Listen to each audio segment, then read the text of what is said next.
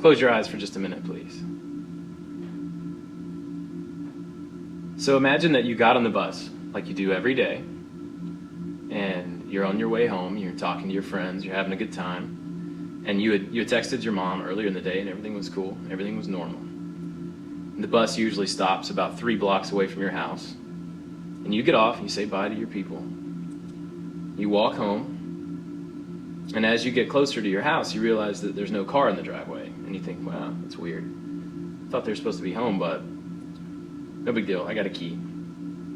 So you get closer, and you're walking up the front steps of your front door, and you see that the front door is just a couple of inches open.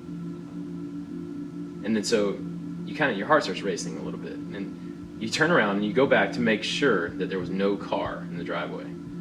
There isn't, there's no car in the garage. So you walk back to the front door. There it is again. 1 or 2 inches, slightly open. You reach for the doorknob, your heart's racing. You push the door open, it does its usual creaky noise. You step in.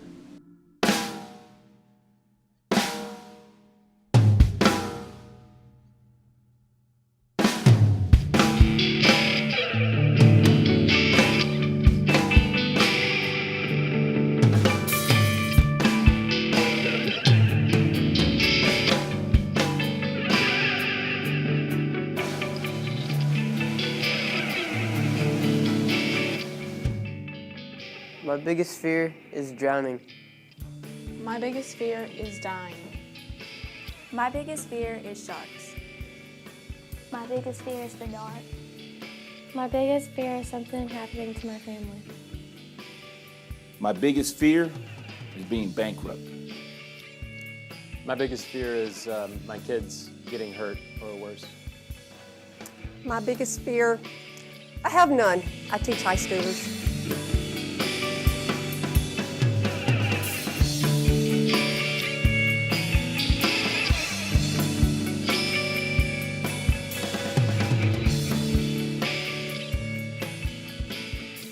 Fear is pretty much something that has probably happened to you in the past. I guess fear is just Or something you haven't really encountered much. maybe a barrier, a wall. It keeps you from doing what you're supposed to do in life. It keeps you from becoming who you're supposed to be. So I guess fear is an obstacle. Fear is not that hard to overcome. You can overcome it very easily if you try. We spend so much time building up walls, we didn't even realize it. And then next thing you know, we're scared to step outside of the fortress that we've built. You shouldn't have much fear, because if you have fear, you're gonna live your whole life like fearing one thing and probably backing away from it. It's probably gonna get you nowhere. Fear is a barrier, it's a wall, but it's also a tool because you know it can drive you.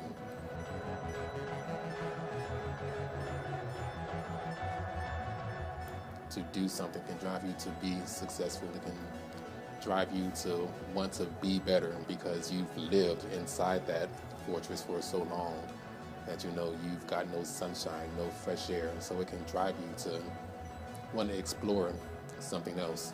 My advice is have a friend there to help you get through it.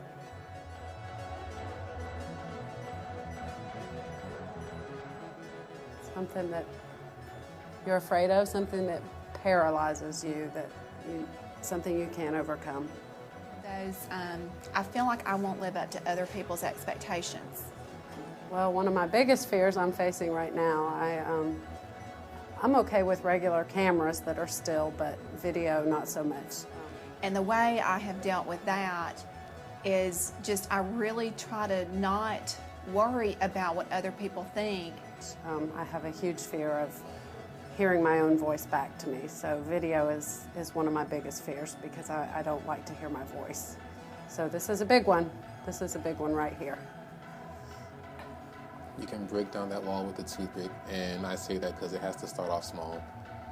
Anybody doing anything big, trying to get a huge pick or a shovel, trying to knock that thing down, you'll get real tired real quick. overcoming fear takes patience. So start with the toothpick, find a weak spot in the wall, and then chip at it every now and then. You know, take your time. Don't force yourself to overcome anything because it won't be sincere.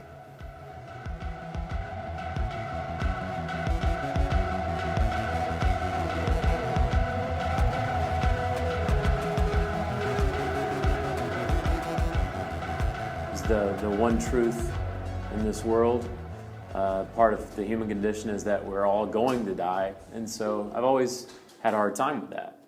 I've always struggled with that. I don't feel special. In fact, I feel quite the opposite.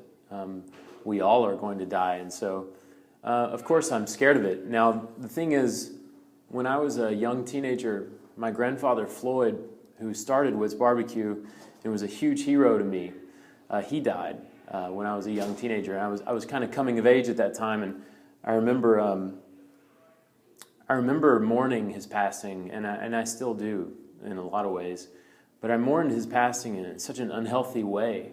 I didn't know how to handle it, and he was such a model to me, and I never got to spend that time with him that I wanted. He was a Renaissance man. He was a painter, a musician, a barbecue cook, a brick mason. He was this World War II hero, and for me, there was no equal to him, and he died. And that's kind of the day that I realized that I'm going to die. Death is not about old age, not necessarily. In fact, death is a game of chance in many ways. It's going to happen, but when it happens, we don't know. And so that increased fear in me. And then I made a giant move in my life, and I started to have kids, and so now I have 2 children, and the fear of death increased in me. How am I dealing with it? I don't know. Here's what I do know. I know that the only way to celebrate life is to fear death. I know that. Without death, the rest of this wouldn't matter. If I lived forever, I wouldn't make every day count. I know I wouldn't. Just like if you have millions of dollars, you're not going to make every dollar count. It's the same thing. And so I know that by fearing death, I am more capable of celebrating life. There's only one room left in the house. So you walk to your room slowly, one foot in front of the other, nice and slow. You step into your room, and you see everything looks normal, except, wait, your closet door is closed. You walk very, very slowly over to the closet. You put your hand around the doorknob, turn the doorknob, and you open the closet.